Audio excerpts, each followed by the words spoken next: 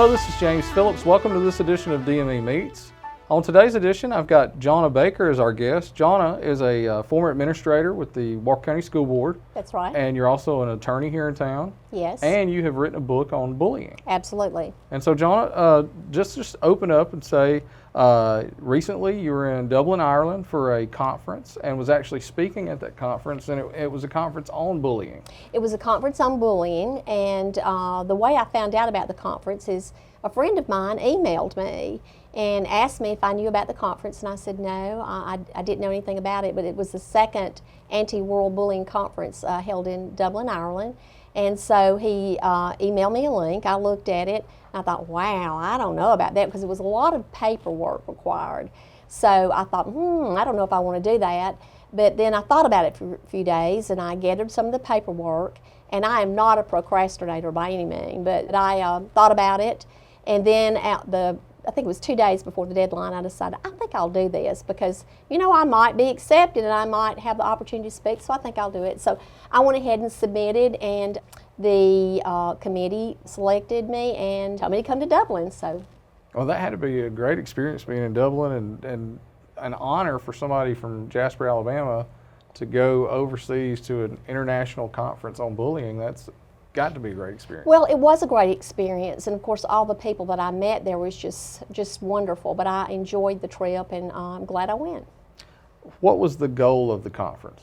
Well, the goal of the conference was to bring people from all over the world to one place in one location and talk about bullying, harassment, violence, threat of violence on youth, and explore how we can go about solving the problem. So it was a great forum for committee meetings, lectures, presentations, a variety of ways to disperse knowledge and explore this problem called bullying. Well, and there were so many people from different walks of life, different areas, and bullying has been a hot topic issue here in America for a decade or so now. Absolutely. What do you see any differences, or is it all kind of the same throughout the world? They have similar issues. Well, that's what I saw, that there is this problem all over the world, and I think in the eastern countries it's probably a little bit worse than it is here, but it is a commonality. Bullying is a problem, and how people are approaching that problem is a little bit different. How many people attended the conference? I've looked on the website. It looks like maybe 600 people attended, 600 delegates from all over the world. There was about 30-something countries represented. I know in the last conference, which was held in Stockholm, Sweden in 2017, I believe, there was about 600 representatives from 37 countries, so it was well attended. How many people from the United States do you know? I don't know. I know there was quite a few people there that was from the United States, and everyone I interacted with, even people from France or Sweden, wherever they could speak some English, so that was good. So the English barrier was not a problem for me because I speak Southern English. Right. Yeah. Did they enjoy the Southern drawl? I bet. I think so. Yeah. Well, everybody knew I was from the South. Right. That I got on the elevator, and this fella asked me one day. He said, "Where are you from?" It's probably because I had on my black hat. He probably thought I was from Texas. Right. And I said, "I'm from Alabama." And he said, "Roll Tide." So you even got a Roll Tide in Ireland. Got a Roll Tide. Yeah. Now, what was your presentation about during the conference? Well, my presentation was from my book, and I just took excerpts, and I talked about warning signs. I talked that parents need to know about, warning signs that teachers need to know about. And there was a lot of teachers, mental health counselors there, a lot of folks who were interested in that sort of thing. So it's warnings that parents need to be aware of. I talked about documenting, which is universal. It doesn't matter whether you're in England or whether you're in the United States, you need to document. So I just talked about how you need to document and some of the items you need to have in documenting a bullying incident. Right. Were there any particular highlights of the conference that you really enjoyed? Oh, there were the highlights, and just like I said, I loved meeting the people. I mean, the people was just so interesting. I was like a sponge, just soaking up everything that they had to say. I so enjoyed it. I got to meet. I'm going to have to look down at this paper to find his name because all these names will escape me if I don't. But his name, Christopher Castle, he was the chair of the Organization of United Nations Education, Scientific, and Cultural Organization. Isn't that a mouthful? I Yeah. couldn't remember that. No wonder you had to look down Yeah, at I the had to paper. look at my paper. But that was actually, he was one of the people on the committee that selects individuals to come. And I taught with a lady by the name of Janice Reed, and she was from Luxembourg, and she is well-researched, has written several papers on bullying. And I met this one fella, and it was the most interesting conversation I had. And he didn't have a card, but he had just been hired as the professor at Dublin University, and his name was Richard. Okay. Well, Richard's last name is written somewhere on my paper at home and all my papers I have. So I can't find his last name and I can't find his email, but it's somewhere there. But I'll eventually find it. But we had the most interesting conversation with Richard. He and I believe the same, that bullying has to be a holistic approach to eradicate that. So it was just really a great interview with him. Yeah. You mentioned that one of the people you talked to was one of the guys who helped to decide who came to the conference. Yes. Did he give you any insight on why they chose to have you as one of the people coming? Well, no. I think though they were. I think they found it interesting because there were lawyers at this conference. I do know one of the lawyers that there was an attorney there, but I think it was because of my credentials, the fact that I was an attorney, I am an attorney, the fact that I had been in the school system for a number of years, and that had written a book. I think that made me an interesting person to talk to. So. Yeah. Now, you talked about your book. Tell us the name of the book and where people can get it to. Okay, the name of the book is Please Don't Bully Me, I'm Just Like You, Don't You See? It's a manual for teachers and administrators, and it is a good book. It has sample letters in there. If a parent is looking to know how to talk to a school system, it'll tell you the steps. It has the law in it. It actually has a new law. We're under the Jamari Terrell Williams Act, which is a new law that was passed in last year by our governor. Prior to that, it was the Student Harassment Act, but now it's the Jamari Terrell Williams Act. And the old law talked about harassment. The new law actually calls it what it is, bullying. Right. So, and there's all kinds of things the school system must be doing. Now, where could people pick up a copy? Okay, they can get a book online at Amazon. It is on Amazon. It's not in Kindle, but it's a hard book, and it's a pretty book. It has pictures in it. Right. It has poetry in it too. So it's a pretty book. Everybody always tells me that. They always say it's a pretty book. Well, that's a good compliment. That's to a good get. compliment. Now, Absolutely. and you've had some book signings here locally and had a lot of people show up for I those? have, and that was very nice. And I've done a few out of town, so that was kind of nice. Now, we have to ask, why bullying? Is it something that has affected you personally, or have you seen it a lot during your time in the school system, or maybe a combination? What led you to do the book on bullying? Well, let me read out of this book, and I think this says it all, and it tells you why, and I'll have to read it because I wrote it, but let me see if I can find it, and it tells you, oh yes, this is a quote from me. It says, bullying has many faces, and the impact often shadows a lifetime. No matter the face of the bully, one fact remains, bullying hurts. I know firsthand because I was bullied as a child. So it has an impact that shadows a lifetime. It can affect so many areas of the life. Right, and before we came on, you did mention that you had been bullied as a child, and I'm sure you did see it during your time. I did, as an administrator. administrator as well. I did. What are some of the things that kids get teased about or bullied about the most that you've seen, I guess? Well, the research shows, and it is a research-based book, but the research shows that children are bullied if they're different in any way. If they're obese, or maybe they have a handicap, a physical handicap, or any sort of mental handicap, that is a target for children to be bullied. Well, and we live in a rural, poverty-stricken type area. Is monetary or social, something yes. like that would be a bullying? Yes, socioeconomics does play, and as a matter of fact, this fellow by the name of Charles Castle, which was on that committee, he actually handed me a book to read, and I was flipping through it, and it talks about socioeconomic status, that can be a factor. Right, because kids children may not have the right yes, clothes. They might not have the right clothes, and they resent that, and that's why they act out. Yeah. Could be a factor. We talked also before we started filming about if every child has experienced bullying, and you said you didn't think so, but you do think that a majority of children experience it. I do think a lot of children face that, and they just have to have the skills to know how to to deflect that. Right. They have to have those skills, and hopefully they're being taught that in the school system, because the new law says that all children, the staff and the school, need to be trained on bullying. That's what the new law says. So hopefully they're doing that. Right. What would be your advice for a child who's going through bullying, or maybe a parent who's watching this and they know that their child is being bullied? What's the first step to try to correct that? Well, the child, first of all, is not going to, normally, this is normal, a child is not going to want the parent to contact the school. But you, as a parent, you have to contact the school, you have to be the parent, and you have to document it. You have to put that in writing. And the law says, and I'm telling you what the law says, the new law says that there is a designated form, and there is a designated form to whom it is to be given, and it says that the school board elects that designated person. So that form should be completed and given to the school. Right. But they should contact the school. They should set up an appointment. They need to document. They need to write down the time, date, place, witnesses, and keep a copy of that. And they need to continue to call the school until the bullying stops. Right. And if they doesn't, they call again. If it doesn't stop, you make another appointment. You continue and you continue and you continue until the bullying stops. Right. And if maybe if they don't get the satisfaction they need at the school level, you take it a step further and go to the board level. Or yes, absolutely. And we talk about that. But yes, you can go to the board level. But in the book, I tell you the protocol for addressing a school. You want to certainly go through the protocol, because if you don't, schools are very territorial. Right. And you need to go do the right protocol. You start out with the teacher or the counselor, then you go to the principal. That's the protocol.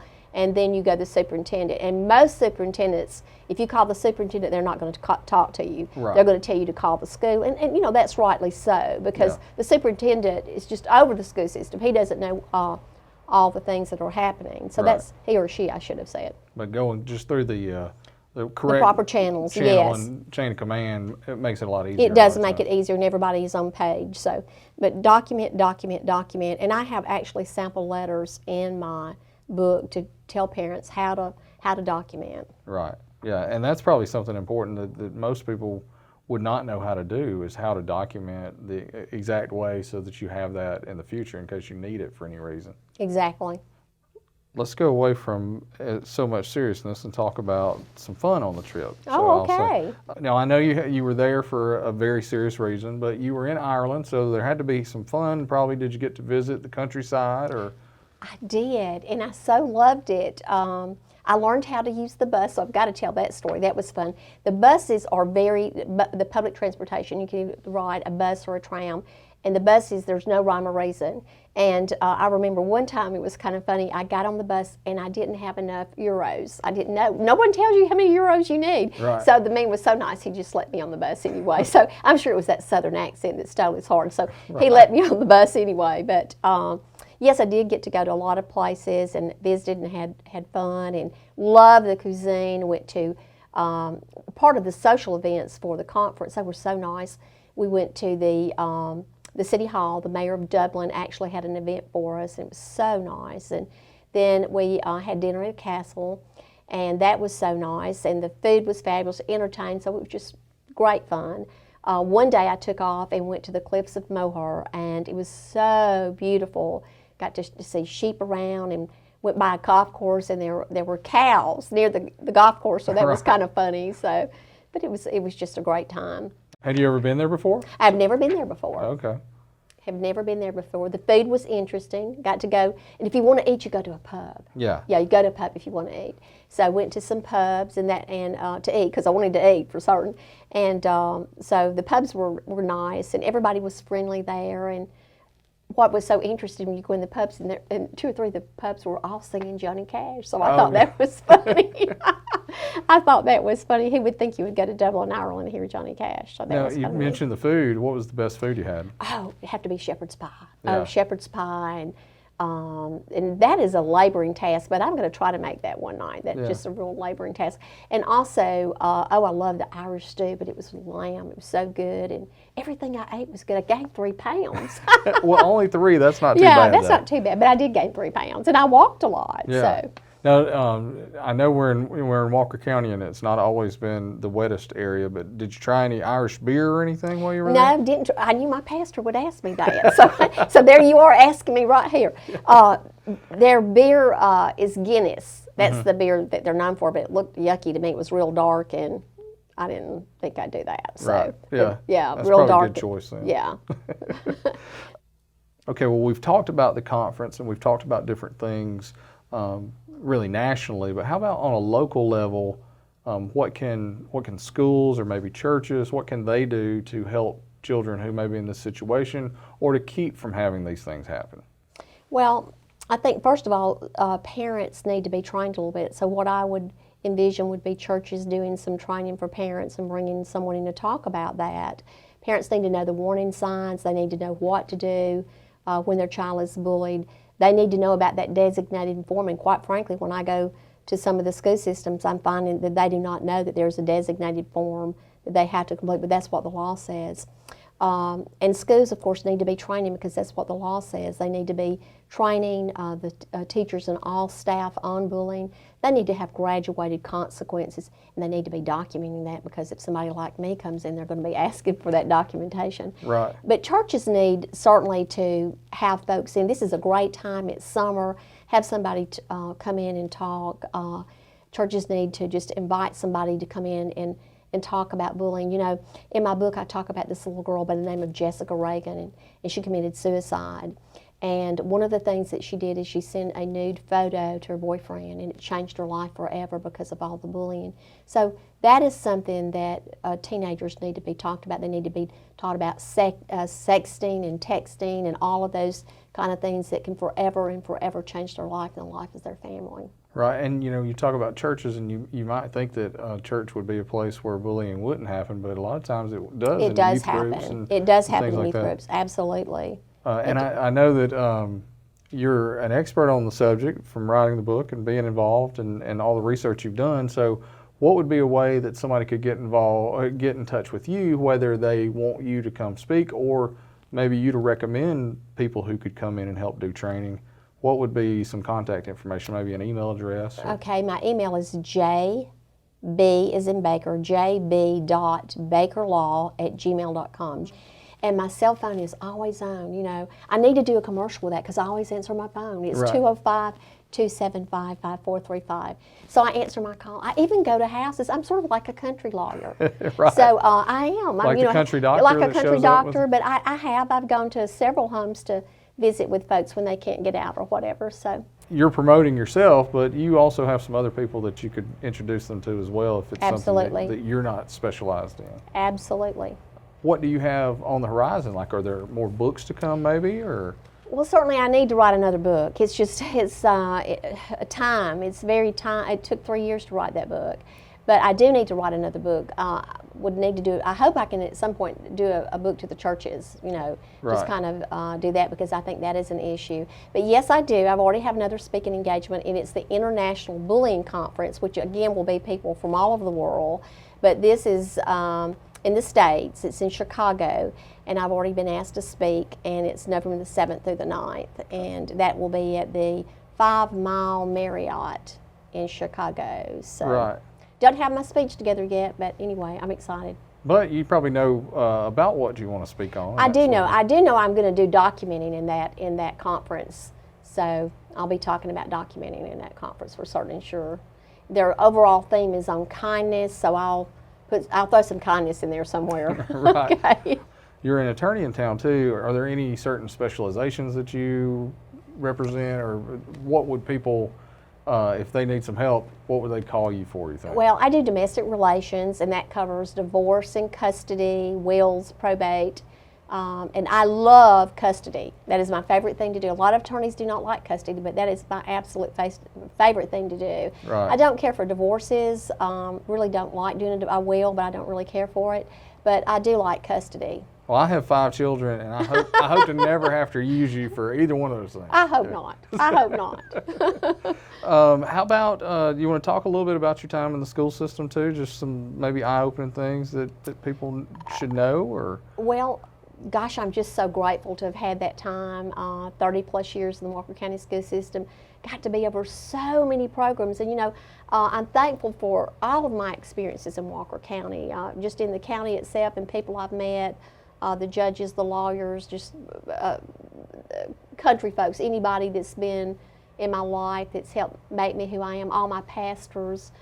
But yes, I'd had so many jobs at the Walker County school system, over HR. That certainly taught me lots of things, human resources, over curriculum, over at one point in time, over teachers at one point in time, over energy education. I got to do so many things. You were even over lunch at one point. I was even over the lunchroom, and boy, if that wasn't a job, let me tell you, people just, that was a job. I bet that was well, I took the program when it was totally broke, and when I left, we had millions of dollars, but it was fun. I loved that program. I loved the women. Gosh, the women at Walker County School System and work in the cafeteria, they are so they're just wonderful folks, and they work so hard. Are you from Walker County originally? I am from Walker County. I grew up, when I was 6 years old, we moved here from Hammond, Indiana. So I can say I'm a Walker County girl. I'm a Georgia peach, born in Georgia, but landed in Walker County, Alabama. Well, how about that? And how about that? How's your experience growing up here and being here? All the good things, the bad things, the great things, the main things, everything that's happened to me, is who I am today. It's a culmination that made me who I am today. Is all of us. Yeah, the whole package. The whole package. You can blame it on Walker County. Absolutely. Well, just anything else you want to add? Just, no, just call me if you've got a bullying problem. So I call myself the problem solver, so there you go. There you go. Well, and I hope that when the next book comes along, you come in, you'll talk to us again about the second book. Yeah, and maybe I can come in after I go to Chicago. That'd be great. Yeah, we definitely want to hear about Chicago. Hear about that trip. Absolutely. Thank you for having me today. Well, thank you for coming by today, and thank you guys for tuning in. Be sure to check out each week our DME Meets interview, and if you haven't already, be sure below right here you can see a little subscribe button. Hit subscribe, and you'll get to updates and know when we're going to put out a new video. So we'll see you guys next week. Thank you.